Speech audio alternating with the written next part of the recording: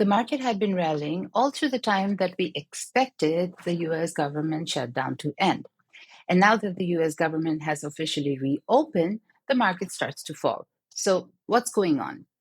Basically, it's all about the Fed. Now, we've already heard from the White House saying that we might not get October data at all. And then there is a question about the reliability of data, even if we do get it.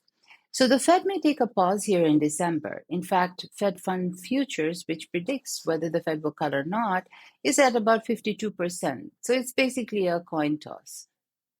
So, what is the Fed worried about? The Fed is worried about inflation, right? So, many of these companies didn't pass on the cost of tariffs just yet. And now the time has come that they may actually start passing on the cost of tariffs. And that may cause inflation to be sticky.